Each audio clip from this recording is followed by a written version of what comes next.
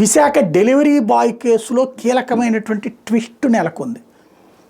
అతన్ని తన్నినటువంటి విజువల్స్ మొత్తం బయటకు వచ్చినాయి. కర్రతో బాదినటువంటిది ప్రసాద్ అనేటటువంటి వ్యక్తి చేసినటువంటి దాడి. ఈ ఆక్సిజన్ టవర్స్ ఇష్యూ కొత్త మలుపులు తిరుగుతూ ఉంది.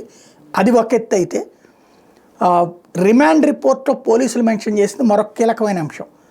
ప్రసాద్ ఈ బ్రో అన్నాడు అన్నటువంటి కారణంగా కొట్టాడు అని కాకుండా, ప్రసాద్ పని మనిషి ఈ వెళ్ళినటువంటి డెలివరీ బాయ్ తన పట్ల అసభ్యంగా ప్రవర్తించాడని ప్రసాద్కి వెళ్ళి చెప్పిన తర్వాతన ఈ దాడి చేశారు అన్నటువంటి పాయింట్ రిమాండ్ రిపోర్ట్లో మెన్షన్ చేశారు. 2 కర్రలతో కొట్టాడు. అట్లాగే ఈవెన్ చివరికి సెక్యూరిటీ రూమ్ దగ్గరికి తీసుకెళ్ళి కూడా బట్టలిప్ప తీసి కొట్టారు. ఆ బట్టల్ని బయటికి వెళ్ళి వేసుకునే పరిస్థితి సృష్టించారు. అందుకని అరెస్ట్ చేశాం అన్నటువంటి పాయింట్ అందులో మెన్షన్ చేసుకొచ్చారు. అయితే పని మనిషి చెప్పిన కంప్లైంట్ ఆధారంగా కొట్టాడు అన్నటువంటి పాయింట్ ఇందులో కీ ట్విస్ట్.